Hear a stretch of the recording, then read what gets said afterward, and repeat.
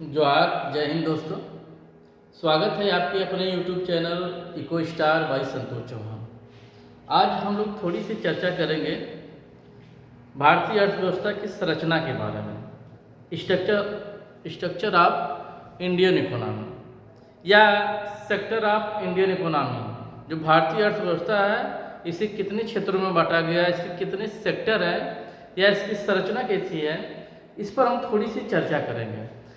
जैसा कि आप देख पा रहे हैं, जो भारतीय अर्थव्यवस्था है इसे 3 क्षेत्रों में बांटा गया है। पहले बात तो थोड़ी सी अर्थव्यवस्था को समझते हैं। आर्थिक गतिविधियों की व्यवस्था को ही हम बोलते हैं अर्थव्यवस्था। आर्थिक गतिविधियों की व्यवस्था को क्या बोलते हैं? अर्थव्यवस्था बोलते हैं। तो भारतीय जो अर्थव्यवस्था है इसे 3 क्षेत्रों में बांटा गया है। पहला जो क्षेत्र है प्राथमिक क्षेत्र, या इसको बोलते हैं कृषि क्षेत्र भी कहा जाता है। प्राथमिक क्षेत्र यानी प्राइमरी सेक्टर। दूसरा है द्वितीय क्षेत्र, या इसको बोलते हैं विनिर्माण क्षेत्र भी कहा जाता है। द्वितीय क्षेत्र सेकेंडरी सेक्टर कह सकते हैं। और तीसरा है टर्सरी सेक्टर है, तृतीय क्षेत्र है, जिसको बोलते हैं सेवा क्षेत्र भी बोलते हैं।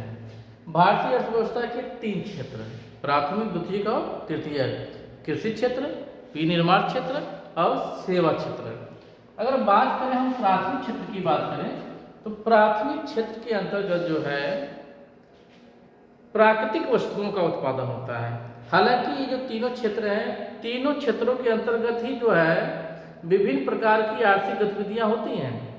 उत्पादन से संबंधित, वितरण से संबंधित, उपभोग से संबंधित, निवेश से संबंधित। तो तीनों सेक्टर में जो है आर्थिक गतिविधियां होती रहती हैं और तीनों सेक्टर में वस्तुओं और सेवाओं का उत्पादन होता रहता है।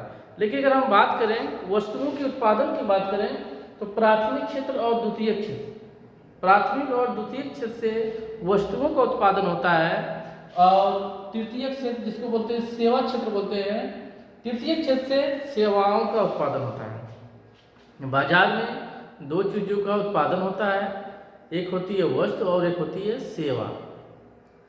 तो प्राथमिक और द्वितीय क्षेत्र से वस्तुओं का उत्पादन होता है और तृतीय क्षेत्र से सेवाओं का उत्पादन होता है। तो प्राथमिक क्षेत्र में जो है प्राकृतिक वस्तुओं को शामिल करते हैं। नेचर ने जो हमें दिए हैं,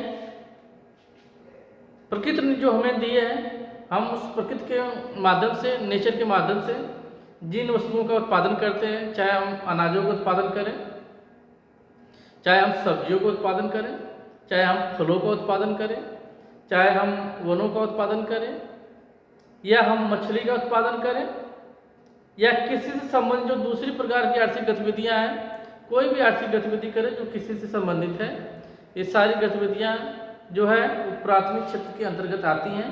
इसके अंतर्गत प्राकृतिक वस्तुओं का उत्पादन होता है। अब यहाँ से प्राथमिक सेक्टर से प्राकृतिक वस्तुएं जो उत्पादित की गई हैं, कहीं न कहीं ये जो है द्वितीय क्षेत्र के लिए जो है एक प्रकार से कच्चे माल का काम करते हैं। द्वितीय क्षेत्र जिसे विनिर्माण क्षेत्र भी कहते हैं, ये क्या करता है कि प्राथमिक क्षेत्र से जो है इसको जो कच्चा माल मिलता है। अगर मान लीजिए सपोज कीजिए द्वितीय क्षेत्र में जो है कपड़े का उत्पादन करना है तो कपास या रेशम कहाँ से मिलेगा? प्राथमिक क्षेत्र से मिलेगा। द्वितीय क्षेत्र में जो है अगर आपको जो है समोसा बनाना है, चिप्स बनाना है, कुरकुरे बनाना है तो कच्चे माल कहाँ से मिलेंगे? प्राथमिक क्षेत्र से मिलेंगे। यदि आपको दूध की मिठाई बनानी है, सेवई बनानी है, खीर बनानी है, रसगुल्ला बनाना है, गुलाब जामुन बनाना है तो दूध कहाँ से मिलेगा आपको? प्राथमिक क्षेत्र से। कहीं न कहीं जो द्वितीय क्षेत्र से विनिर्माण क्षेत्र कहते हैं, ये प्राथमिक क्षेत्र से जो है कच्चे माल की प्राप्ति करता है और यहाँ पे उस कच्चे माल से जो है दूसरी प्रकार की जो है कई प्रकार की सारी वस्तुओं का प्रोडक्शन, उत्पादन यहाँ पे होता है। अब आता है तृतीय क्षेत्र, सेवा क्षेत्र।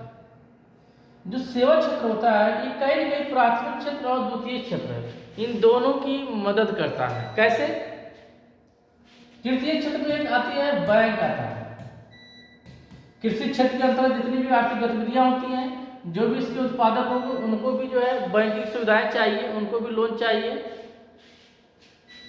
द्वितीय क्षेत्र के अंतर्गत जो बड़ी बड़ी कंपनियां हैं, जो उद्योगपति हैं, जो जो उत्पादक वर्ग है, जो विक्रेता वर्ग है, इनको भी पैसे की जरूरत पड़ती है, तो इनको जो है बैंकिंग सहायता इनको भी चाहिए।